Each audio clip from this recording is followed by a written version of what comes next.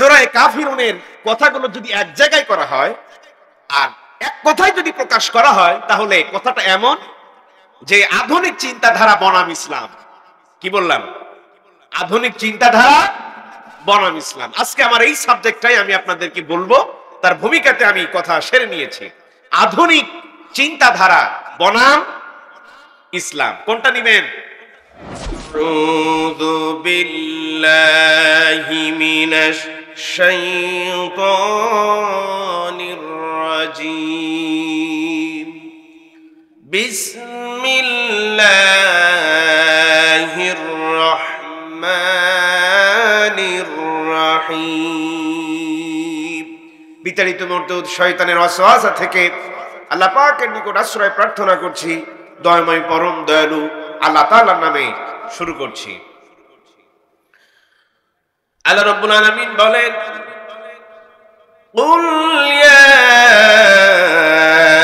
আইয়ুহাল কাফিরুন লা আ'বুদু মা তা'বুদুন।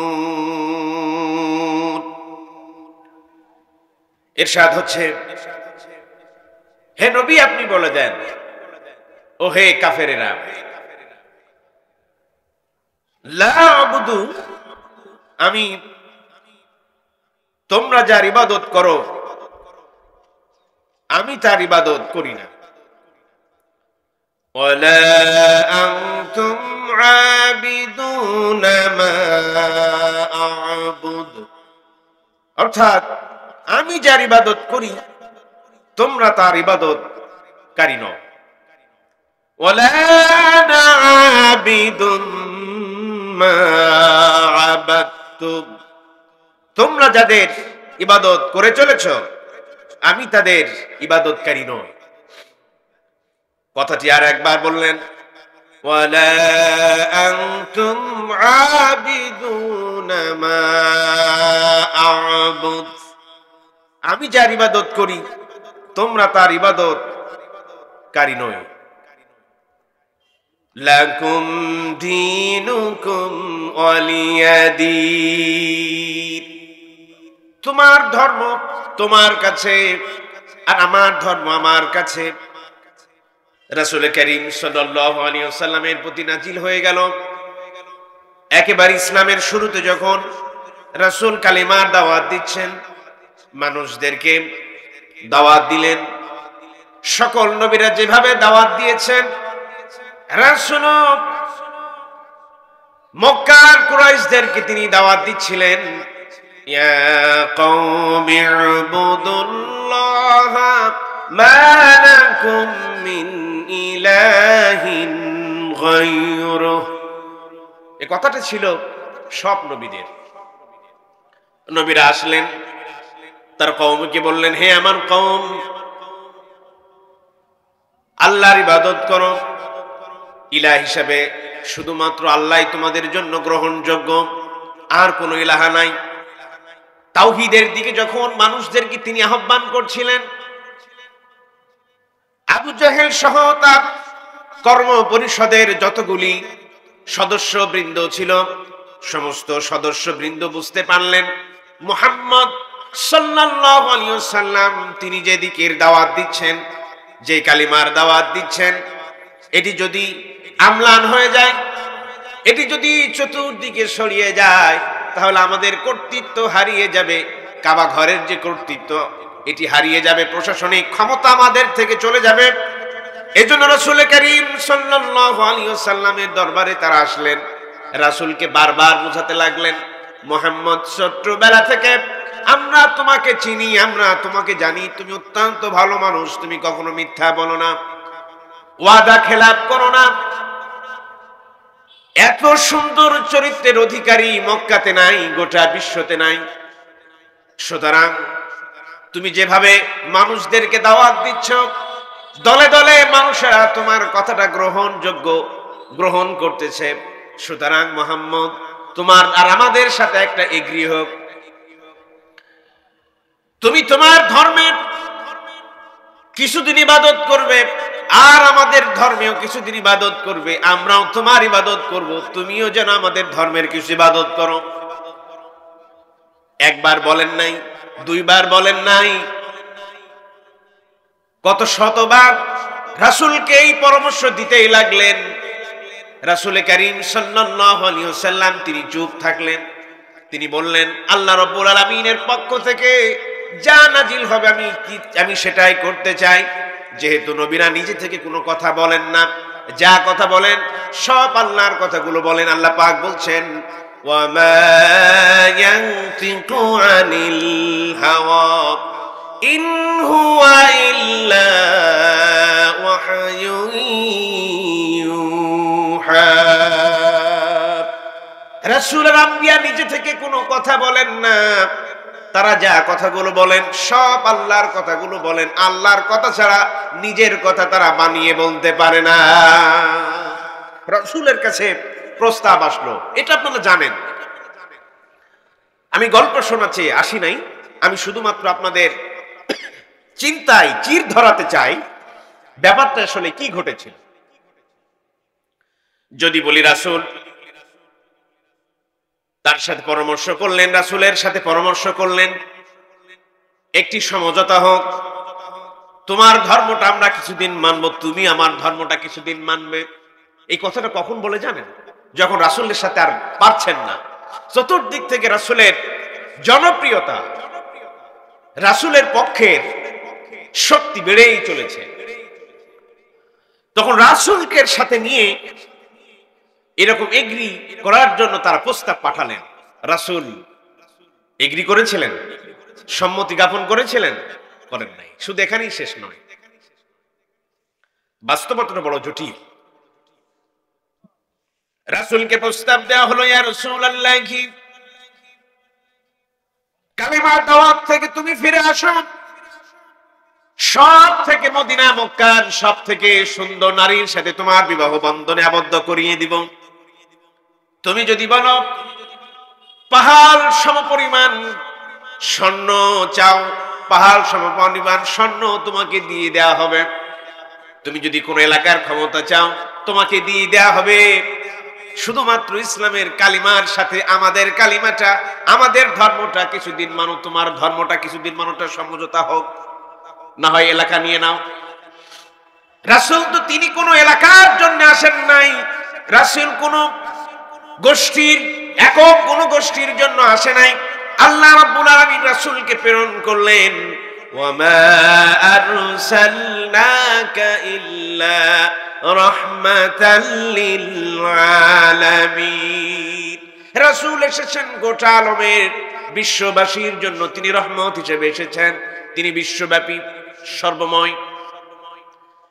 রাসূল উত্তরে বললেন, ও আমার চাচাতো ভাই, ও আমার গোষ্ঠীর লোকেরা, শুনে রাখো, তোমরা যদি এক হাতে আমার চন্দ্রটা এনে দাও আর এক হাতে যদি সূর্যটা এনে দাও, আমি রাসূল আল্লাহর পক্ষ থেকে যে দায়িত্ব প্রাপ্ত হয়েছি, এই দায়িত্ব থেকে বিন্দু মাত্র সরে যাব না। সুতরাং এই ওয়াজ করে আমার কাছে কোনো লাভ হবে না। আল্লাহ রাব্বুল আলামিন ওই সময় নাজিল করে দিলেন, কুল, হে রাসূল আপনি বলে দেন। এই কুলটা হচ্ছে রাসূলকে বলে দেওয়া।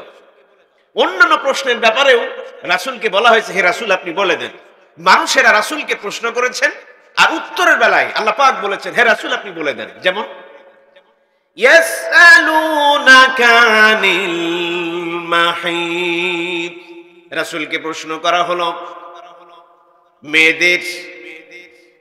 মেয়েদের সেই মাসিকের সময়, মাসের মধ্যে তাদের অসুস্থতা সম্পর্কে রাসূলকে প্রশ্ন করা হলো। রাসূল কুল দিয়ে উত্তর দিয়া দিলেন।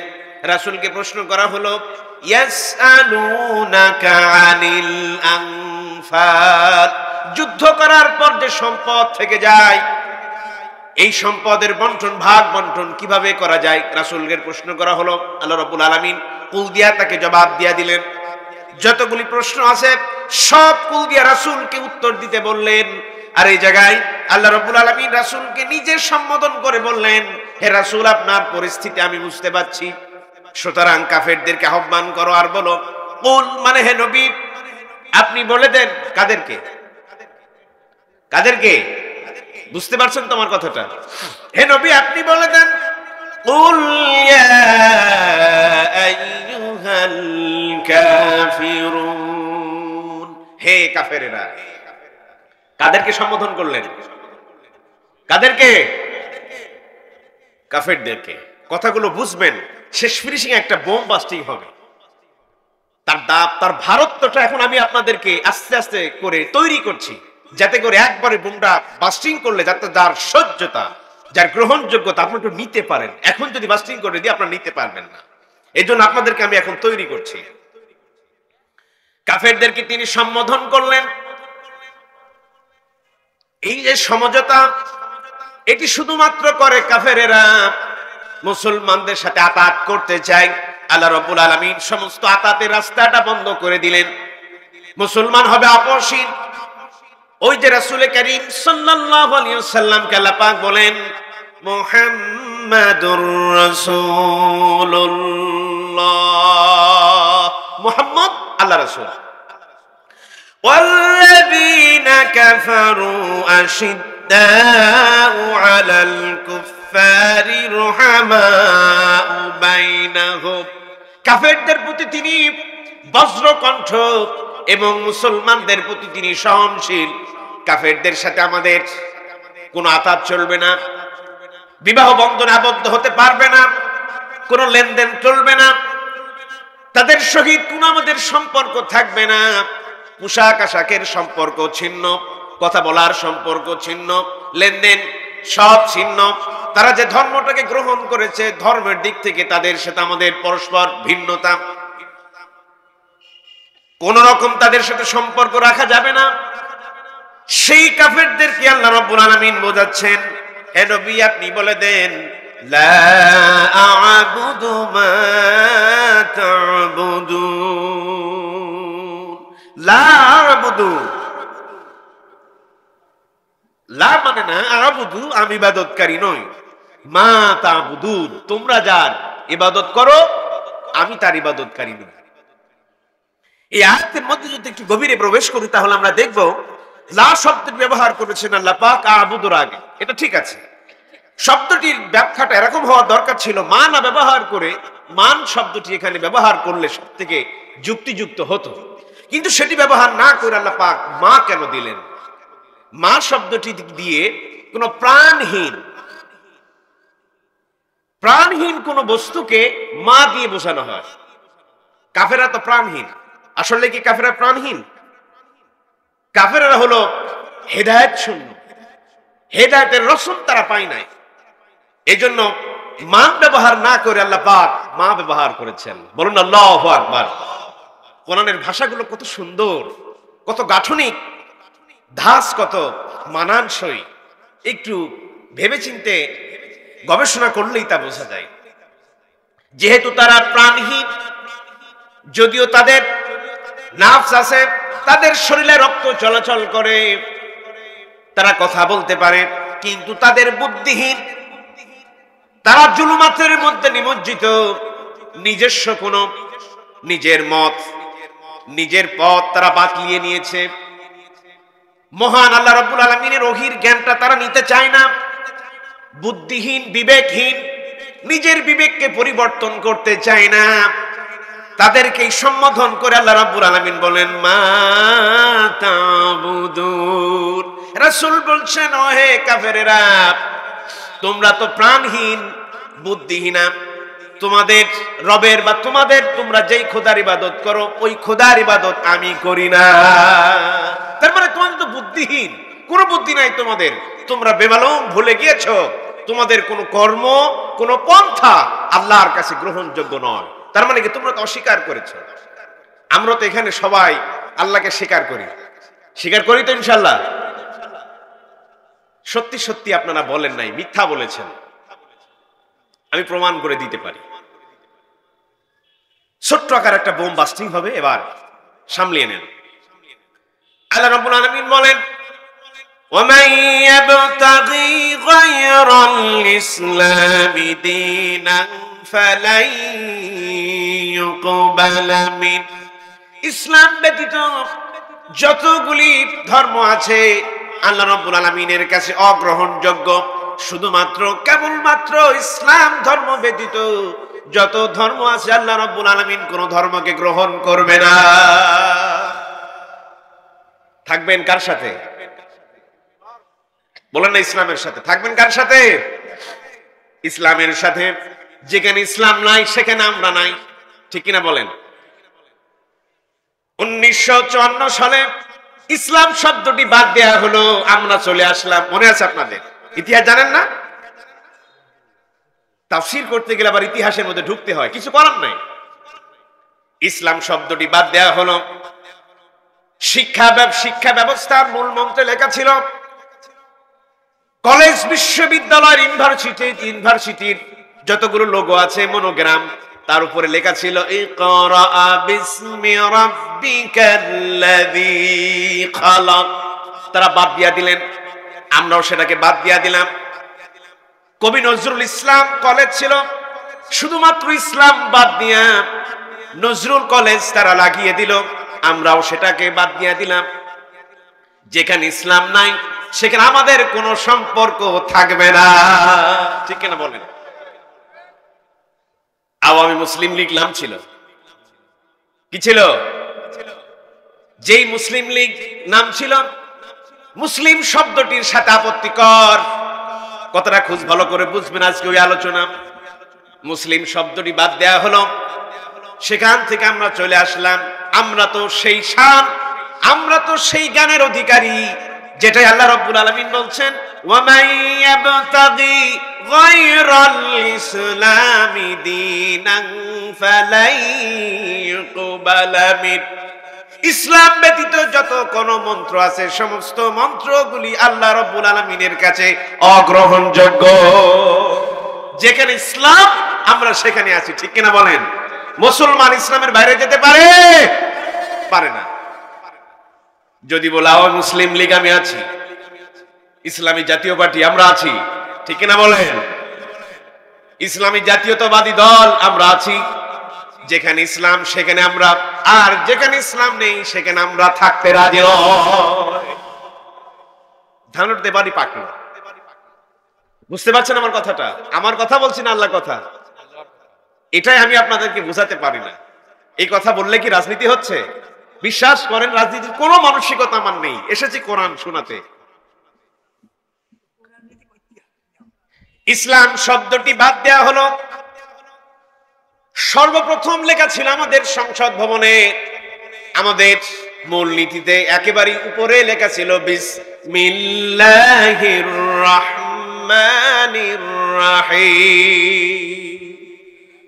আমাদের গঠনতন্ত্রে, আমাদের সংবিধানে একেবারে শুরুতেই লেখা ছিল। এটাকে মুছে দেওয়া হলো। আচ্ছা বলেন তো, বাংলাদেশের সবথেকে কোন ধর্মের মানুষেরা বসবাস করে? হ্যাঁ, ইসলাম ধর্মের মানুষেরা বসবাস করে। সংবিধানের একেবারে শুরুতেই বিসমিল্লাহ লেখা থাকবে। এর সাথে কোনো, এটা থাকবে, এর সাথে কোনো দ্বিমত পোষণ করার মুসলমান কখনো সুযোগ হবে? কেউ দ্বিমত পোষণ করতে পারবে? যদি দ্বিমত পোষণ করে, এই যে মাসলা আপনারা দিচ্ছেন, কিন্তু আমি কিন্তু মাসলা দিই নাই। তার মানে কি হলো বুঝে নিতে হবে। কারা বাদ দিল তাদেরকেও আপনারা চেনেন, কখন বাদ দেওয়া হয়েছিল সেই জ্ঞান আপনাদের আছে, ঠিক কিনা বলেন? আর ওই জায়গায় বিসমিল্লাহ আবার ফেরত দেওয়া হবে, এই জন্য চেষ্টা সাধনা কারা করছে এটাও আপনারা জানেন। বুঝলে বুঝপাতা, না বুঝলে তেজপাতা। সুতরাং যেখানে ইসলাম সেখানে আমরা। ইসলাম আর কাফেরের মধ্যে ডিভাইডেড, ফারাক থাকবে। আজকে সেই কথাটাই বলতে এসেছি। সূরা কাফিরুনের কথাগুলো যদি এক জায়গায় করা হয় আর এক কথায় যদি প্রকাশ করা হয়, তাহলে কথাটা এমন যে আধুনিক চিন্তাধারা বনাম ইসলাম। কি বললাম? আধুনিক চিন্তাধারা বনাম ইসলাম। আজকে আমার এই সাবজেক্টটাই আমি আপনাদেরকে বলবো, তার ভূমিকাতে আমি কথা সেরে নিয়েছি। আধুনিক চিন্তাধারা বনাম ইসলাম। কোনটা নিবেন? কোনটা নিবেন? ইসলাম। কষ্ট পাচ্ছেন আপনারা? যদি কষ্ট পেয়ে থাকেন তাহলে মেহেরবানি করে ক্ষমা করে দিবেন। আধুনিক চিন্তাধারা তারা বের করে আনলো। এই যেটাই হচ্ছে আধুনিক চিন্তাধারা, সমঝোতা। সবসময় তারা বলে সমঝোতা। দ্বীনের মৌলিকত্বের সাথে আমাদের কোনো সমঝোতা থাকতে পারে না। সমঝোতা থাকতে পারে পারে না। ওয়েস্টার্ন সিভিলাইজেশন, যেটাকে বলা হয় পশ্চিমা বিশ্ব, এদেরকে খুশি করতে বিসমিল্লাহ উঠিয়ে দেওয়া হলো, এদেরকে খুশি করতে ইসলাম শব্দটি বাদ দিয়ে দেওয়া হলো। তাহলে কি হলো? ওই যে রাসূলকে যে প্রস্তাব দিয়েছিল, হে রাসূল আপনি আমাদের কিছুদিন ধর্ম পালন করেন, ঠিক তাদেরকে খুশি করতে আমরা ইসলাম বাদ দিয়ে দিলাম, মনোগ্রাম থেকে আল্লাহর কথা বাদ দিয়ে দিলাম। এগুলো মৌলবাদীর কথা, এগুলো বাংলাদেশে চলে না, এগুলো হচ্ছে সেই পুরনো হয়েছে, এই নিয়ম নীতিগুলো বাদ দিয়ে দাও। এটা কি মুসলমানের কাজ না মুসলিমের কাজ? মুসলমানের কাজ না মুসলিমের কাজ? অমুসলিমের কাজ। ইসলাম শব্দটি থাকলে সমস্যা কোথায় বলেন তো আপনার? ইসলাম শব্দটি থাকলে সমস্যা কোথায়? আজকের এই কথাটাই হচ্ছে মূল আলোচ্য বিষয়। ইসলাম থাকবে সব জায়গায়। ইসলাম কোথায় থাকবে? সব জায়গায়। আল্লাহ রাব্বুল আলামিন বলেন, আল-ইয়াওমা আকমালতু লাকুম দীনাকুম ওয়া আতমামতু আলাইকুম নি'মাতি ওয়া রাদিতু লাকুমুল ইসলাম দীনা। শেষ কথাটা রাসূল পৃথিবীর মানুষদেরকে বললেন, হে আমার কওমেরা, হে আমার উম্মতেরা শোনো।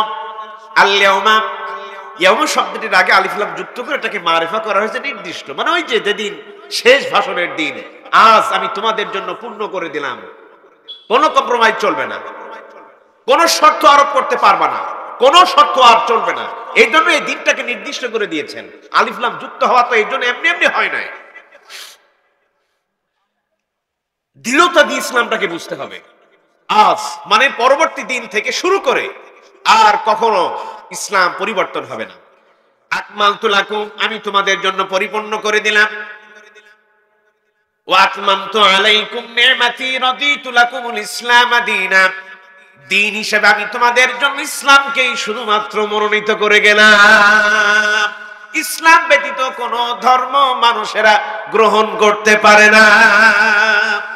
আল্লাহ রাব্বুল আলামিন বলেন, ইন্নাদ-দীনা ইনদাল্লাহিল ইসলাম, শুধুমাত্র কেবলমাত্র ইসলামই হচ্ছে আল্লাহ পাকের কাছে মনোনীত। এই জায়গায় দাঁড়িয়ে আমরা নিজের মতো করে মত বানালাম, নিজের মতো করে আইন রচনা করলাম। এটি হচ্ছে আমাদের কাছে এখন উপস্থাপন করা হলো আধুনিকায়ন।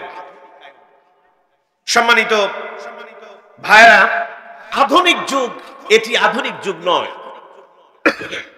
আমি মনে করি না এটা আধুনিক যুগ। আমার পিছনের শক্তি হচ্ছে কোরআন। ভালো করে কথাটা বুঝবেন। আধুনিক চিন্তাধারায় ইসলামকে বাদ দেয়া হলো, আর আমরা মনে করলাম যে পূর্বের ধারা, পূর্বের চিন্তা মানে পুরনো চিন্তা হচ্ছে ইসলামকে যুক্ত করা, আর আধুনিক চিন্তা হচ্ছে ইসলামকে মুক্ত করা, মানে বাদ দিয়ে দেওয়া। আমরা আধুনিকায়ন বলতে ছোট ছোট প্যান্ট পরা, উলঙ্গ বেহাপনা হয়ে রাস্তায় ঘুরে বেড়ানো, মা এবং বাবাকে সেই কারাগারে রাখা, সমাজের মধ্যে বিশৃঙ্খলতা সৃষ্টি করা এবং অসফলতার দ্বার প্রান্তে পৌঁছে এমন একটি চিন্তা আমরা মনে করে নিলাম, এটি হচ্ছে আধুনিকায়ন। কিন্তু মনে রাখবেন, এই চিন্তা চেতনা একটি ওল্ড হয়েছে, এটা একটি পুরনো। তাহলে আধুনিকায়নটা কি? আজ থেকে 1400 বছর আগে মরু প্রান্তরে দাঁড়িয়ে একজন আল্লাহর গোলাম, নাম কি? নামটা কি? মুহাম্মদ সাল্লাল্লাহু আলাইহি ওয়াসাল্লাম মরু প্রান্তে দাঁড়িয়ে তিনি বললেন, কি বললেন? আল্লাহু লা ইলাহা ইল্লা হুয়াল হাইয়ুল কাইয়্যুম। মরু প্রান্তরে দাঁড়িয়ে আল্লাহ রাব্বুল আলামিনের ঘোষণা, বরত্বের ঘোষণা দিলেন আর বললেন, আল্লাহু লা ইলাহা, আল্লাহ এক, ইলাহ হিসেবে মহান আল্লাহ রাব্বুল আলামিন। আজ তিনি চিরস্থায়ী, চিরঞ্জীব, তার কোনো ক্ষয় নেই। লা তাখুযুহু সিনাতু ওয়ালা নাওম, তার কোনো ঘুম নেই, কোনো তন্দ্রাও নেই। তিনি হচ্ছেন আমার মহান রব। আজ থেকে 1400 বছর আগে মানুষেরা যখন একাধিক খোদাকে বিশ্বাস করত, হাজার হাজারকে খোদাকে বিশ্বাস করত, কারোরা কেউ চন্দ্র পূজা করত, কেউ সূর্যকে পূজা করত, কেউ পাহাড়কে পূজা করত, কেউ গাছকে পূজা করত, কেউ আগুনকে পূজা করত, কেউ মানুষকে পূজা করত। ওই সময় এমন এক ব্যক্তি আসলেন মরু প্রান্তরে, তিনি ঘোষণা করে দিলেন আল্লাহ এক আর অদ্বিতীয়। সমাজের মধ্যে, এলাকার মধ্যে হইচই পড়ে গেল, এটা আবার কোন ধর্ম? আপনি বুঝতে পারেননি এখন ইসলাম বলে বলে। আপনি তো পেয়েছেন বাপ দাদার থেকে চলে আসে ইসলাম ধর্ম, কোনদিন মার খাওয়া লাগেনি, জেল জরিমানা খাটা লাগেনি। বুঝবেন কি ইসলামের মূল স্বাদ? এত সহজ নয়। এটা কোন ধর্ম যে এক আল্লাহ, কি এতগুলো খোদা আমরা মেনে পারি না, উনি এসেছেন এক খোদা বিশ্বাসী করতে। এটা বড় অনেক কঠিন ছিল, চ্যালেঞ্জিং মুহূর্ত ছিল। রাসূল এক খোদার দাওয়াত দিলেন, মানুষেরা গ্রহণ করতে চাইল না, তার প্রতি চড়াও হইল, তাকে হত্যা করার পরিকল্পনা করা হলো, তাকে জেল জরিমানা দিয়ে আটক করা হলো, তবুও দাওয়াতের পথ বন্ধ হলো না। আল্লাহ রাব্বুল আলামিন তার ঘাড়ের উপরে, মাথার উপরে চাপিয়ে দিলেন দায়িত্ব, আর বললেন, ইয়া আইয়ুহার রাসূল বাল্লিগ মা উনজিলা ইলাইক। হে রাসূল, আমি তোমাকে রাসূল হিসেবে প্রেরণ করলাম, আর তোমার প্রতি আমি কোরআন নাজিল করলাম। এর দাওয়াত গ্রহণ করো, আর কোরআনের দাওয়াতটা তোমার আল্লাহর বড়ত্বের কথাটা সবার কাছে তুমি পৌঁছিয়ে দাও। অন্যত্র আল্লাহ রাব্বুল আলামিন বলেন, ওয়ালি রাব্বিকা ফাসবির, ধৈর্য ধারণ করো, তোমার আল্লাহ রবের বড়ত্ব ঘোষণা করো। ও রব্বাকা ফাকাব্বির, তোমার রবের বড়ত্ব ঘোষণা করো, তাওহীদের ঘোষণাগুলো দিয়ে দাও। এজন্য মুসলমান, আমার আপনার তাওহীদের ঘোষণা, আল্লাহু আকবার, নারা তাকবীর, আল্লাহু আকবার, এটি হচ্ছে মহান আল্লাহ রাব্বুল আলামিনের বড়ত্বের ঘোষণা। যারাই নারা তাকবীর, আল্লাহু আকবার বলা থেকে বিরত রাখে, অন্য চিন্তা চেতনা মাথার মধ্যে প্রবেশ করিয়ে দেয়, মনে রাখবেন ওটা কখনো ইসলাম হতে পারে না। থালাবাটি সামলা, এটা তো আমাদের স্লোগান নয়। আমাদের স্লোগান কি? আল্লাহু আকবার। জীবনে এসেছ, আল্লাহু আকবার ধ্বনি শুনেছ, পৃথিবী থেকে চির বিদায় নেবে, তবু আল্লাহু আকবার ধ্বনি দিয়ে তোমাকে বিদায় করা হবে। সুতরাং মনে রেখো, তোমার আপাতমস্তক শুরু থেকে শেষ পর্যন্ত তোমার তাকবীর হবে আল্লাহু আকবার। এটি কোনো রাজনীতির কথা নয়। মনে রেখো, যদি তুমি মুসলমান হও আর যদি তুমি ইমানদার হও, তুমি আল্লাহর বড়ত্বের ঘোষণা করবে তাকবীর ধ্বনি দিয়া, এর বাইরে যাওয়া যাবে না। এটা দিয়ে আল্লাহ রাব্বুল আলামিন আমাদেরকে বুঝাচ্ছেন কাফের আর মুসলমানের সম্পর্ক কেমন হবে। তাদের চিন্তা চেতনা আলাদা, তোমাদের চিন্তা চেতনা আলাদা। তোমাদের চিন্তা কখনো ফাটল ধরেনি। সেই সময় তো আধুনিকায়ন হয়ে গিয়েছে, যেই সময় মানুষেরা উলঙ্গ হয়ে কাবাঘর তাওয়াফ করত। রাসূল আসলেন, সুন্দর পোশাক পরিয়ে দিলেন। যেই সময় নারীর কোনো অধিকার ছিল না, রাসূল এসে নারীর অধিকার দিলেন। যেই সময় প্রশাসনিক কোনো আইন ছিল না, রাসূল আসলেন আর কোরআন দিয়া বিচার ফাইসালা করলেন। যেই সময় মদ আর নারী নিয়ে মানুষেরা পড়ে থাকতো, তাদেরকে ভালো করলেন কোরআন দিয়া। যেই সময় সমাজের মধ্যে মেয়ে সন্তান হলে হত্যা করত মানুষকে, সেই মানুষকে আল্লাহ রাব্বুল আলামিন রাসূলের মাধ্যমে পরিবর্তন করে দিলেন। আধুনিকায়ন তো সেই সময় হয়ে গিয়েছে যেই সময় মানুষেরা হাজার হাজার বছর তারা বিশৃঙ্খলা করত, মারামারি করত। রাসূল আসলেন আর দুই গোত্রকে একত্রিত করলেন, একটি সুশীল সমাজ, শান্তিপূর্ণ দেশ এবং সমাজ গঠন করে দিলেন। আধুনিকায়ন তো সেই সময় হয়ে গেছে, কথা ঠিক কিনা? আধুনিকায়ন চাও, নিজের মতটাকে বানিয়ে নিও না। ইউরোপের মত তুমি নিও না, আমেরিকার মত তুমি নিও না। আধুনিকায়ন বলতে আল্লাহ পাক আমাদেরকে বুঝালেন, আধুনিকায়ন চাও, রাসূলের জীবনে ফিরে যাও। যেহেতু আল্লাহ পাক বলেন, লাকাদ কানা লাকুম ফি রাসূলিল্লাহি উসওয়াতুন হাসানা। উত্তম আদর্শ যদি পেতে চাও, রাসূলের জীবন থেকে গ্রহণ করো। রাসূলের জীবনটাই হলো কোরআনময়। সে কথা আল্লাহ রাব্বুল আলামিন বলেন, ওয়া ইন্নাকা লাআলা খুলুকিন আযীম। হে রাসূল, আমি আপনাকে উত্তম চরিত্রের অধিকারী বানিয়েছি। মানুষেরা যেন তোমাকে ইত্তেবা করে, মানুষেরা যেন তোমাকে স্মরণ করে করে চলে। যতদিন পর্যন্ত কোরআন আর হাদিস অনুসরণ করে চলবে, ততদিন পর্যন্ত কোন অনিয়ম, কোন শৃঙ্খল এবং কোন অমানবিকতা তোমাদের মধ্যে আসবে না। কোনদিন তোমাদেরকে পথহারা করতে পারবে না। আর আমরা ছেড়ে দিয়েছি কোরআন হাদিসের পথ, আর ধরেছি ইউরোপ আমেরিকাদের পথ আমরা ধরেছি। তাদের চিন্তাটা কি? তাদের চিন্তা হলো, ধর্ম হলো একটি ঐচ্ছিক বিষয়, মানলেও মানতে পারেন, না মানলেও মানতে পারেন। তারা ফতোয়া দেয়, ধর্ম হলো একটি ঐচ্ছিক বিষয়। ওয়ালা আনা আবিদুম মা আবাদতুম। তোমরা যাদের ইবাদত করে চলেছো, আমি তো তাদের ইবাদত করি না। এটা দিয়ে তারা গবেষণা করে আমাদের মাথার উপরে দাঁড় করিয়ে দিল সেকুলারিজম, যেটাকে বলা হয় ধর্ম নিরপেক্ষ মতবাদ। কোথায় আছেন বলতে পারেন আপনারা? ধর্ম নিরপেক্ষ মতবাদ, এটা কি গায়ে মাকে না নাকে শোকে? কি এটা বলতে পারেন আপনারা? একটি মতবাদ কোথায় থাকে বা আছে কোথায় বলতে পারেন? যত মারামারি, যত দৌড়ঝাঁপ যে বিষয়টির জন্য, সেটি আমি বলতেছি। সহ্য করতে পারবেন কিনা তা জানি না। এটি মসজিদে পাওয়া যায় না, এটি খানকায় পাওয়া যায় না, মাঠে ঘাটে হাট বাজারে এটি পাওয়া যায় না। যদি আপনি এটা খুঁজতে চান, গোটা বাংলাদেশ যেই জায়গা থেকে পরিচালিত হয়, আসল জায়গায় যাবেন, একেবারে মাথার উপরে লেখা আছে ধর্ম নিরপেক্ষ মতবাদ। কোথায় পাওয়া যায়?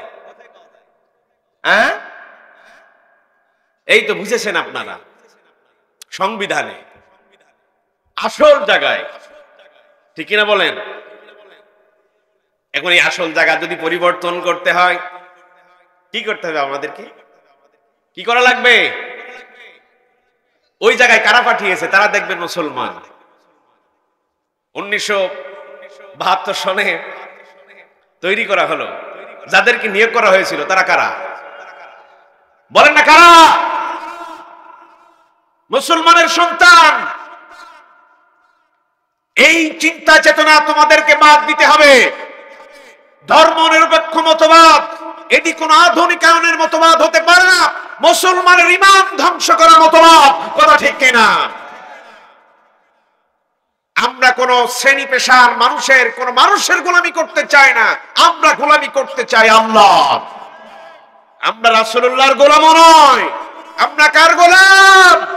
আমরা আল্লাহর গোলাম। এজন্য সংবিধানের মাথার উপরে ধর্ম নিরপেক্ষ মতবাদ লেখা, এটা মুসলমানের শানের সাথে যায় না। কথা বলেন ঠিক কিনা? হাজারো বার যদি তাহাজ্জুদ, সালাত, পর্দানশীতা সব ঠিক করো, আর ধর্ম নিরপেক্ষ মতবাদ মাথায় নিয়ে চলো, কোন ইবাদত তোমার কবুল হবে না, হবে না, হবে না। আগে ধর্ম নিরপেক্ষ মতবাদ পরিবর্তন করতে হবে। আমরা মুসলমান, ওখানে লেখা থাকবে লা ইলাহা ইল্লাল্লাহ মুহাম্মাদুর রাসূলুল্লাহ, কথা ঠিক কিনা? লড়াই, এই লড়াইয়ের ময়দানে সবাই একমত তো ইনশাআল্লাহ? আল্লাহ পাক কবুল করুক, আল্লাহুম্মা আমিন। এবার আসুন, এটার বিরোধিতা করেছিল একজন, ব্যক্তিটিও হিন্দু, মারা গিয়েছেন, আপনারা জানেন। আমি ওটা ইতিহাস আমি জানাচ্ছি না। চিন্তা করতে পারা যায় গোটা সংবিধানের একজন মাত্র বিরোধী পার্টি ছিল, লোকটি মারা গিয়েছেন, একজন হিন্দু মানুষ। তাহলে চিন্তা করতে পারা যায় কত সুকৌশলে এটি আমাদের মাথার উপরে চাপিয়ে দেওয়া হয়েছে। কারা চাপিয়েছেন একটু বলবো? পাশের আমাদের প্রতিবেশী কিছু বাপ দাদারা আমাদের স্বাধীনতার নামে লুটপাট করে নিয়ে গিয়ে আমাদের মাথার উপর এটা চাপিয়ে দিয়ে গিয়েছেন। আমরা জাতি মুসলমান, পথহারার পাগল। বারবার বলি সেই হ্যামিলিনের বংশীবাদক বাসিত বাজি চলেছে, আরে জাতি জাহান্নামের অতল গহ্বরে ডুবে মরার জন্য এগিয়ে যাচ্ছে। তারা আমাদেরকে স্বাধীনতার নামে ধর্মনিরপেক্ষ মতবাদ আমাদেরকে মাথার উপরে চাপিয়ে দিয়ে গেল, আর বলো 5 ওয়াক্ত সালাত পড়ো আর তাসবিহ পড়ো, জান্নাতে চলে যাবা। আল্লাহ পাক আরশে আজিমে বসে মুস্কি মুস্কি হাসে, বেটা মানো ধর্মনিরপেক্ষ মতবাদ আর সালাত আদায় করো, আসো আমার কাছে, কলিজা ছিঁড়া মার হবে, ডিভাইন ডবল আযাব তোমার জন্য। কয় আযাব বলে না, কয় আযাব? ডাবল আযাবের প্রস্তুতি গ্রহণ করো। এজন্য ধর্মনিরপেক্ষ মতবাদ আমরা মানি না, সমাজতান্ত্রিক আমরা মানি না, জাতীয়তাবাদ আমরা মানি না। আল্লাহর আইন আর ইসলাম যেখানে নাই, মুসলমান তোমার কোন তন্ত্র তুমি মানতে পারো না। এটাই হচ্ছে আজকের আলোচ্য বিষয়। এত সোজা না। রাসূলকে বলা হয়েছিল, আর রাসূল আমাদেরকে এগ্রি করতে বলেননি, সেটি সূরা কাফিরুনের মূল কথা। আল্লাহ রাব্বুল আলামিন আবারও তিনি বললেন, হে রাসূল তাদেরকে আপনি বলে দেন। একবার বলেছেন, আবারও বলেন, ওদের যেন মনে থাকে। বারবার শুধু বলেই যায়, হে রাসূল, হে রাসূল, আসো আমরা একটু একাত্ম ঘোষণা করি। আমরা যাতে মুসলিম হলে তো ওটাই করতাম। ঝই ঝগড়া আর বিশৃঙ্খলতা কি দরকার? একই তো সমাজে বসবাস করি, একই বাজারে বাজার করি, তো তোমার সাথে আর আমার সাথে একটু সম্পর্ক বজায় থাকবে। তুমিও আমার গির্জায় আসবে, দুটো ঢিপ মারবে, আমিও তোমার মসজিদে গিয়ে দুটো সেজদা দিলাম, এই তো হয়ে গেল। এই ফিতনা ফাসাদের কি দরকার?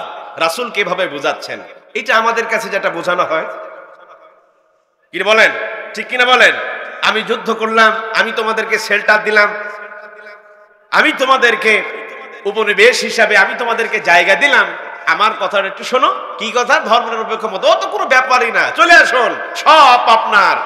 শেষ আশ্রয়স্থল জাতির বিবেক তোমাকে জাগ্রত করতেই হবে। তুমি জাতি একজন মুসলমান, তুমি যে জাতিতে গ্রহণ করেছো ইসলাম, তুমি কোন কাফেরের সহিত সম্পর্ক রাখতে পারো না, পারো না, পারো না, ঠিক কিনা বলেন? তোমার আশ্রয়স্থল হবে সৌদি আরব, তোমার আশ্রয়স্থল হবে ইরাক, তোমার আশ্রয়স্থল হবে আফগানিস্তান। তুমি গিয়েছো দিল্লিতে, তাই জাতি মনে করে তুমি কখনো মুসলমান কিনা তা সন্দেহ জাগে, কথা ঠিক কিনা?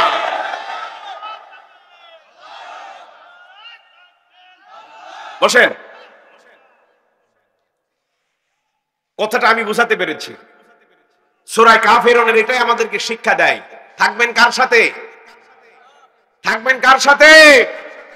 ইসলামের সাথে। এখন আমি কোরআন বাদ দিয়ে কোনো কথা বলেছি মন গড়া? বলি নাই। মেহেরবানি করে আপনারা একটু কোরআনটা বুঝবেন, সূরা কাফিরুনের তাফসীরটা খুলবেন, বুঝার জন্য চেষ্টা করবেন হৃদয় দিয়ে, তাহলে সেখানে বুঝে নেবেন। শেষ কথাটা সব থেকে মারাত্মপূর্ণ, সব শেষ কথাটা আমি আসি, সব থেকে মারাত্মক। দেখেন এবার কি ঘটে। আল্লাহ রাব্বুল আলামিন বলেন, লাকুম দীনুকুম ওয়ালিয়াদিন। রাসূল তাদেরকে বলে দিলেন, তোমার ধর্ম তোমার কাছে, তোমার ব্যর্থতা তোমার কাছে, আমার ধর্ম আমার কাছে, আমার সফলতা আমার কাছে, তোমার সাথে আমার আর কোনো সম্পর্ক থাকবে না। এই আয়াতের তরজমা দিয়ে, এই আয়াতের ব্যাখ্যা দিয়ে আমরা বললাম, ধর্ম যার যার উৎসব, সবার উৎসব সবাই করতে পারে, ধর্ম যার যার তার তার থাকবে, কিন্তু উৎসব সবাই করবে। আল্লাহ রাব্বুল আলামিন আমাদেরকে বললেন, লা ইকরাহা ফিদ্দীন, দ্বীনের ব্যাপারে কোনো বাড়াবাড়ি করো না, ধর্মের ব্যাপারে কোনো বাড়াবাড়ি করো না। আমরা বাড়াবাড়ি করলাম না। এই আয়াত দিয়ে আমাদেরকে বোঝানো হলো ধর্ম একটি ঐচ্ছিক ব্যাপার, এটি ব্যক্তিগত ব্যাপার। ধর্মে শুধুমাত্র থাকবে ব্যক্তিগত জীবনে, পারিবারিক জীবনে ধর্ম থাকবে না, রাষ্ট্রীয় জীবনে ধর্ম থাকবে না। লক্ষ্য করুন দুনিয়ার মুসলমান, আল্লাহ রাব্বুল আলামিন বলে দিলেন আল্লাযীনা ইম্মাক্কান্নাহুম ফিল আরদ ওয়া আকামুস সালাতা ওয়া আতামুজ যাকাত। তোমরা যদি রাষ্ট্র গ্রহণ করো, ওই রাষ্ট্রে তোমরা নামাজ কায়েম করবে, সালাত কায়েম করবে, আর কোরআনের আইন দিয়া তোমরা রাষ্ট্র পরিচালিত করবেন।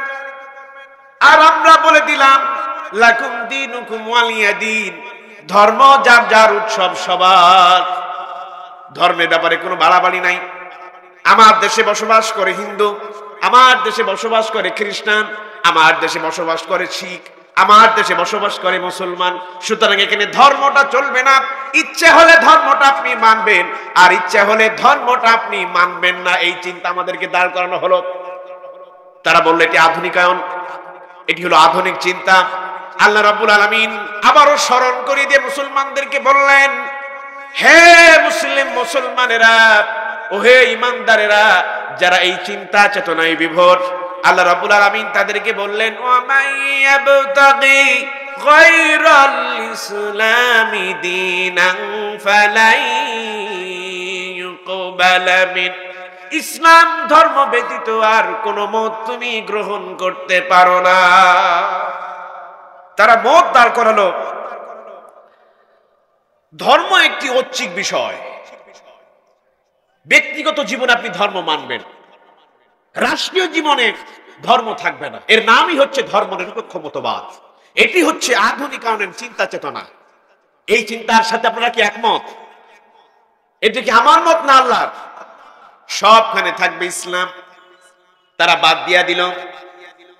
সেই জামানায় যখন রাসূলুল্লাহ দাওয়াত দিলেন, তখনও বলা হয়েছিল ইয়া রাসূলুল্লাহ, ইয়া হাবিবাল্লাহ, তুমি তোমার লোকবল নিয়ে, তুমি তোমার জনপদ নিয়ে কোন এক পাহাড়ের কিনারায় চলে যাও, সারা দিন রাত সেখানে ইবাদত করো, প্রশাসনিক ব্যাপারে কোনো নাক গলিও না, রাষ্ট্রীয় কোনো ব্যাপারে নাক গলিও না, তাহলে তোমার আমার সাথে আর কোনো দ্বন্দ্ব থাকবে না। কিন্তু রাসূল কারীম সাল্লাল্লাহু আলাইহি ওয়াসাল্লাম তিনি ক্ষান্ত হন নাই। আল্লাহ রাব্বুল আলামিনের কাছে দোয়া করলেন, আল্লাহ তাআলা ওয়া কুর রাব্বি আদখিলনি মুদখালা সিদকিন ওয়া আখরিজনি মুখরাজা সিদকিন ওয়াজআলনি মিন লাদুনকা সুলতানান নাসীরা। আল্লাহর কাছে তিনি দোয়া করলেন, আল্লাহ তাআলা, মক্কা থেকে তুমি যদি আমাকে বের করতে চাও, আমাকে সম্মানের সহিত বের করো, আর তুমি আমাকে যেখানে দাখিল করাবে ওই জায়গায় তুমি আমার সম্মানের সাথে দাখিল করিও, আর রাষ্ট্রীয় ক্ষমতা তুমি আমার হাতে দিয়ে দিও।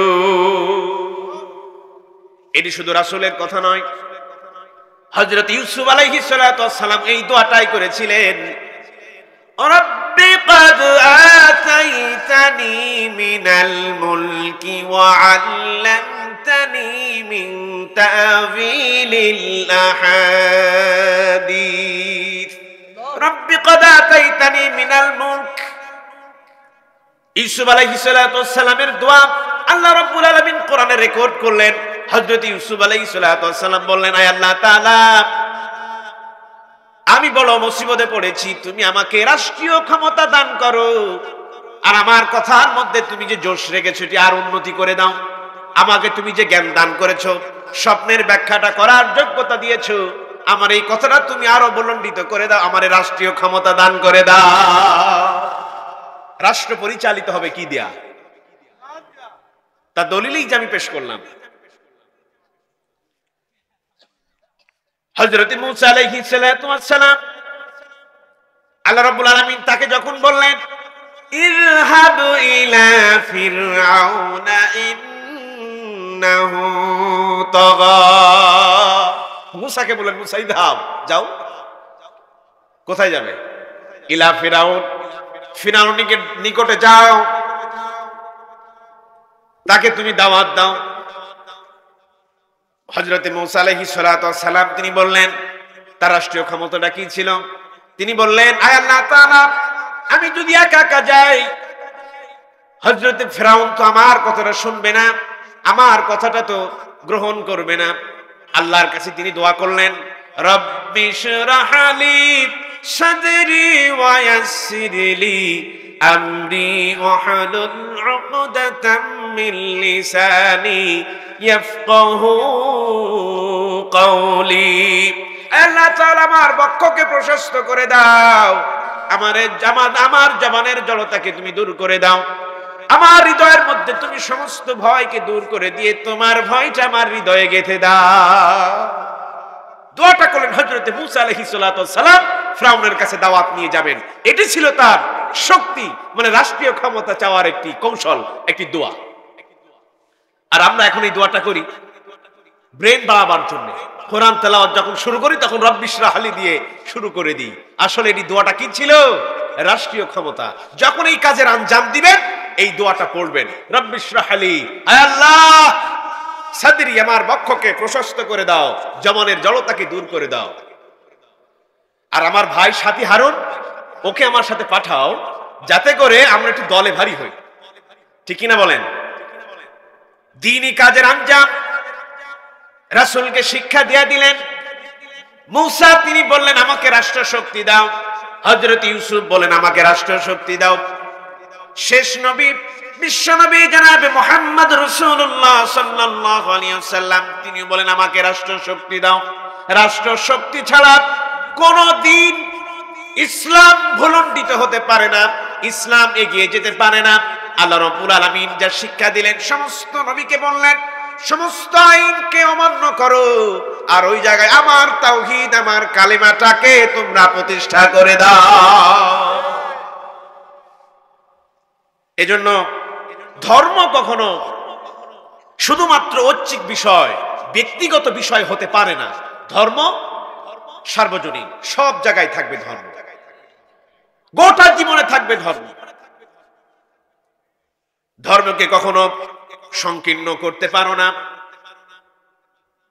ধর্মটাকে কখনো তোমরা শুধু মসজিদে নিয়ে যেতে পারো না। ধর্মটাকে শুধু বিবাহের সময় ধর্ম চলবে তা নয়। তোমার আপাদমস্তক শুরু থেকে শেষ পর্যন্ত জীবনের প্রতিটি ক্ষেত্রে আল্লাহ রাব্বুল আলামিন ধর্মটাকে মান্য করার জন্য বলেছেন। আর বললেন, তিবয়ানাল লিকুল্লি শাই, আমি খুলে খুলে তোমাদের সব কিছু আমি বলে দিয়েছি কোরআনুল কারীমে। সুবহানাল্লাহ। এখানে তোমার কি দরকার? তুমি সংস্কৃতি চাও, এখানে তুমি পাবে। এখানে তুমি শিক্ষা চাও, শিক্ষা তোমরা পেয়ে যাবে। এখানে তুমি বিজ্ঞান চাও, তুমি বিজ্ঞান পেয়ে যাবে। এখানে তোমার জীবন কল্যাণময় করতে চাও, সব পেয়ে যাবে। এটি হচ্ছে গতানুগতিক কথা, আপনারা সবাই জানেন, কিন্তু আমরা মানি না কেন? মানি না এর জন্য আমাদের চিন্তায় রয়েছে আধুনিকায়ন। আধুনিকায়ন বলতে আল্লাহর হুকুম এটি শুধু আমাদের ব্যক্তি জীবনে আমরা মানব, সামাজিক, রাষ্ট্রীয় এবং আন্তর্জাতিক জীবনে আমরা মানব না, এই চিন্তা এখনো আমরা বিভোর। দেখবেন ব্যক্তিগত জীবনে যদি আপনি ইসলাম মানেন আর রাষ্ট্রীয় জীবনে যদি ইসলাম না মানেন, আপনার প্রতি কোনো চড়াও হবে না, কেউ হবে। লক্ষ্য করেন, যখন ব্যক্তি জীবনে ইসলাম, সামনে বিরিয়ানি, সুন্দর সুন্দর খাবার, পোলাও, বিরিয়ানি, জর্দা এসে যায়, হাজির হয়ে যায় সামনে। আর যখন রাষ্ট্রীয় জীবনে ইসলাম যখন মানতে যায়, ফাঁসির রশি সামনে এসে যায়। এটা সবসময়। তার মানে ইসলাম শুধু মানবেন ব্যক্তি জীবনে, রাষ্ট্র জীবনে থাকবে ফাঁকা। এটি কোনো মুসলমানের কাজ হতে পারে না। সব জায়গায় থাকবে ইসলাম। রাষ্ট্রীয় জীবনে যখন ইসলাম মানতে যাবেন, তখন দেখবেন দাদাদের সাথে আতাত করে চলে। আর ব্যক্তি জীবনে তাসবিহ টিপতে টিপতে, সালাত আদায় করতে করতে মিয়া সাহেব কপালে কালো দাগ পড়ে যায়। অথচ রাষ্ট্রীয় জীবনে ইসলাম থাক এটা চায় না। এই চিন্তা থেকে বেরিয়ে আসতে হবে। এটি হচ্ছে আধুনিকরণের চিন্তা। এই চিন্তা মুসলমানের সাথে যায় না। লক্ষ্য করুন, এটি ছিল হচ্ছে আমাদের সাথে রাসূল করিম সাল্লাল্লাহু আলাইহি ওয়াসাল্লামের আপোষহীনতা। সেই আয়াতটি দিয়ে আল্লাহ রাব্বুল আলামিন আমাদেরকে বলছেন, হক আর বাতিল দুটি কখনো সমান নয়। হক আর বাতিল দুটি কখনো সমান হতে পারে না। হকটা কি? যারা ডানপন্থী তারাই হচ্ছে হক, আর যারা বামপন্থী এরা কি? বাতিল। এই সময় দাঁড়িয়ে খুব একটি মজাদার আয়াতে কারিমা আল্লাহ পাক আমাদেরকে শোনাচ্ছেন। আল্লাহ রাব্বুল আলামিন বলেন, وَقُلْ جَاءَ الْحَقُّ وَزَهَقَ الْبَاطِلُ إِنَّ الْبَاطِلَ كَانَ زَهُوقًا। হক এসে গিয়েছে আর বাতিল বিতাড়িত হয়েছে। বাতিলরা সব সময় বিতাড়িত হবে, এটি হলো সাব্যস্ত। মিথ্যা এসেছে, সত্য এসেছে, মিথ্যা বিলুপ্ত হয়েছে, আর বরাবর মিথ্যা বিলুপ্ত হবে, সত্য জয় হবে। এটাই হচ্ছে আল্লাহ রাব্বুল আলামিনের পক্ষ থেকে সাব্যস্ত। মিথ্যা শেষ হয়ে যাবে আর সত্য উত্থাপিত হবে। আমাদের সামনে মহান আল্লাহ রাব্বুল আলামিন সেটাই বোঝালেন। হক আর বাতিলের পার্থক্য বোঝাবার সময় এসেছে। এই সময় যদি হক আর বাতিলের পার্থক্য যদি না বুঝে পথ চলতে পারো, মুসলমান মনে রেখো তোমার ঠিকানা হবে জাহান্নাম। হক আর কারা বাতিল সেই বিষয়টি বোঝাবার জন্য আল্লাহ রাব্বুল আলামিন বললেন, লাকুম দীনুকুম ওয়ালিয়া দীন। এই কথাটি শুনে কাফেররা খুব মন খারাপ হলো। কাফেরদের খুবই মন খারাপ হলো, হতাশ হয়ে ফিরে গেল। আজ হলোটা কি? এই কথা যখন চলছিল, চতুর্দিকে কাফেরেরা দাঁড়ানো ছিল। ভাষাটা হলো এই, তোমরা যা করছো এটি তোমাদের অকল্যাণকর, আর আমরা যা করছি এটি আমাদের জন্য কল্যাণকর। পাশে যারা অনেকেই সাগরেদ ছিল, কাফেরদের যারা সহযোগী, তারা খুবই মন খারাপ করলো যে নেতা মুহাম্মদ সাল্লাল্লাহু আলাইহি ওয়াসাল্লাম বলেটা কি বলে?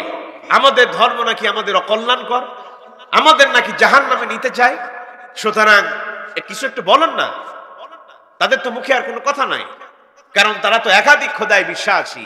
তারা যে রীতিনীতি তৈরি করেছে এটা তো মানুষের তৈরি করা রীতিনীতি। এজন্য এই আয়াত দিয়ে রাসূল করিম সাল্লাল্লাহু আলাইহি ওয়াসাল্লাম আমাদেরকে হক আর বাতিলের পার্থক্যটাকে বুঝিয়ে দিলেন। এই আয়াত দিয়ে রাসূল করিম সাল্লাল্লাহু আলাইহি ওয়াসাল্লামের এবং ইসলামের শান শওকত মর্যাদা আল্লাহ পাক বাড়িয়ে দিলেন। ইসলামের মর্যাদা কি লক্ষ্য করুন। সূরা আর-রহমান আল্লাহ রাব্বুল আলামিন বলেন,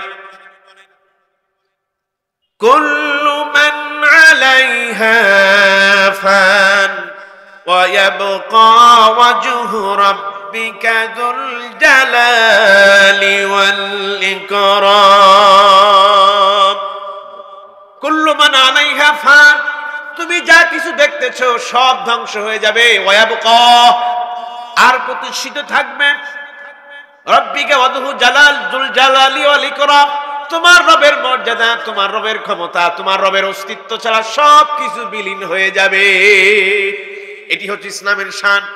যুগে যুগে যত ইসলামের বিরুদ্ধে ষড়যন্ত্র হোক না কেন, সব ষড়যন্ত্রগুলিকে আল্লাহ রাব্বুল আলামিন নস্যাৎ করে দিবেন, বানচাল করে দিবেন, আর ইসলামের পতাকা উড্ডীন করবেন, আর মুসলমানদেরকে বিজয় দান করে দিবে। আজকে যারা মনে করছো আবার ফিরবো, আজকে যারা মনে করছো ইসলামটাকে একেবারে পৃথিবী থেকে চিরবিদায় করে দিবেন, বারংবার তোমরা চেষ্টা করেছো, পারো নাই। হযরত আদম আলাইহিস সালাম থেকে পর্যন্ত কতবার ইসলামের বিরুদ্ধে ষড়যন্ত্র হলো। নূহ আলাইহিস সালামের সময় ষড়যন্ত্র হলো, আল্লাহ রাব্বুল আলামিন বানচাল করে দিলেন। ইব্রাহিম আলাইহিস সালামের সময় ইসলামটাকে ধ্বংস করে দেওয়া হবে, তারা কৌশল করলেন, আল্লাহ রাব্বুল আলামিন বানচাল করে দিলেন। ফিরআউনের সময় হযরতে মূসাকে মারবেন, পৃথিবী থেকে চিরবিদায় করে দিবেন, বানচাল হয়ে গেল। রাসূল করিম সাল্লাল্লাহু আলাইহি ওয়াসাল্লামের সময় নানা ষড়যন্ত্র করলেন, আল্লাহ রাব্বুল আলামিন সব বানচাল করে দিলেন, আর বললেন ওয়া মাকারু ওয়া মাকারাল্লাহ আল্লাহু খায়রুল মাকিরিন। তোমরা আল্লাহর বিরুদ্ধে ষড়যন্ত্র করো, আল্লাহ রাব্বুল আলামিন তোমাদের চাইতে উত্তম পরিকল্পনাকারী, তোমাদের বিরুদ্ধে ষড়যন্ত্রকারী যত ষড়যন্ত্র করবে একটি ষড়যন্ত্র তোমাদের সফল হবে না, প্রতিটি ষড়যন্ত্রকে আল্লাহ রাব্বুল আলামিন নস্যাৎ করে দিবে। এই জন্য থাকবেন কার পক্ষে? কার পক্ষে থাকবেন? আল্লাহর পক্ষে থাকতে রাজি আছি আমরা। এজন্য এই আয়াতটি দিয়ে মহান আল্লাহ রাব্বুল আলামিনের শান শওকত, তার মর্যাদাকে আল্লাহ পাক আরো বৃদ্ধি করেছেন। লাকুম দীনুকুম ওয়ালিয়া দীন, এই আয়াতটি দিয়ে আরো একটি বৈশিষ্ট্য আমরা লক্ষ্য করি, সেটি হচ্ছে ধর্ম হিসেবে ইসলামকে আল্লাহ রাব্বুল আলামিন শুধুমাত্র সাব্যস্ত করেছেন। এই আয়াত থেকে যখন গবেষণা হলো, ধর্ম মানব, নিজে ধর্ম শুধু থাকবে মসজিদে, ধর্ম শুধু থাকবে মাদ্রাসায়, ধর্ম শুধু থাকবে খানকা শরীফে, ধর্ম শুধুমাত্র পীর মুরিদিতে ধর্ম থাকবে, কোন সমস্যা নেই, পীর মুরিদ। মঙ্গল শোভাযাত্রা, এটি তো আমাদের বাঙালি জাতীয়তার একটি চেতনা। আমরা বললাম এই যে বসন্ত আসবে, বসন্তের সময় বসন্ত পালন করা, এটি তো আমাদের বাংলাদেশের অস্তিত্ব রক্ষার বা আবহাওয়া রক্ষার, বাংলাদেশকে বোঝাবার জন্য এটি আমাদের উৎসব।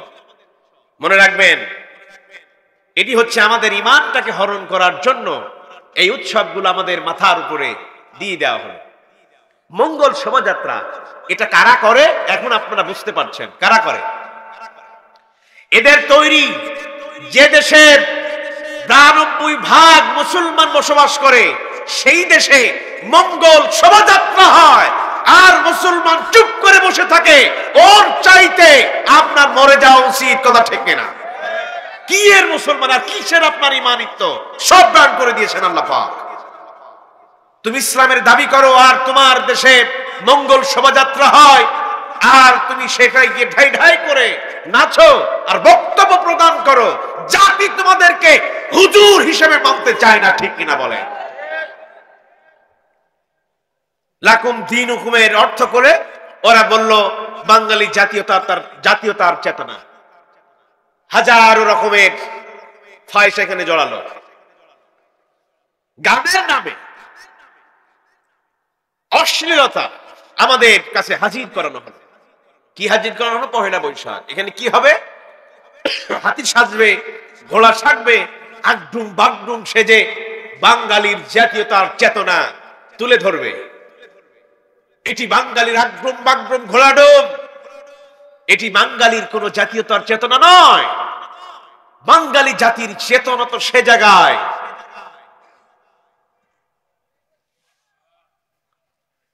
বখতিয়ার উদ্দিন, ইখতিয়ার মোহাম্মদ বখতিয়ার, আমাদের তো সেই জায়গায় চেতনা, ঠিক কিনা বলেন? আমাদের চেতনা মীর নেসার আলী, আমাদের চেতনা ডক্টর মোহাম্মদ শহীদুল্লাহ, আমাদের চেতনা হাজী শরীয়তুল্লাহ, আমাদের চেতনা দুদু মিয়া, আমাদের চেতনা সিরাজউদ্দৌলা, আমাদের চেতনা সৈয়দ আহমদ বেরলভী রাহিমাহুল্লাহ, আল্লাহু আকবার। আমাদের চেতনা সৈয়দ আবুল আলা মওদুদী, কথা ঠিক কিনা? বিশ্বাস করেন, চিন্তা চেতনা আপনাদের এত সংকীর্ণ হয়েছে যে আমরা বাঙালি জাতীয়তা চেতনা বলতে আগডুম বাগডুম ঘোড়াডুমকে বাঙালি জাতির চেতনতা বোঝায়। মনে রাখবেন, বাঙালি জাতির চেতনা নারে তাকবীর আল্লাহু আকবার, যেই স্লোগানে গৌর গোবিন্দ পথ পিছনে রাস্তা দিয়ে পালিয়েছিল, সেটি হচ্ছে আমাদের চেতনা। নারে তাকবীর আল্লাহু আকবার, কথা ঠিক কিনা? আমাদের চেতনা পলাশীর মাঠ, আমাদেরকে মাজা ভেঙে দেওয়া হয়েছে, এরপরে আমরা আর দাঁড়াতে পারি না। আমাদের তো চেতনা সে জায়গায়, যে জায়গায় আমরা ইংরেজকে তাড়িয়েছি, হুজুররাই তাড়িয়েছি, আপনারা জানেন।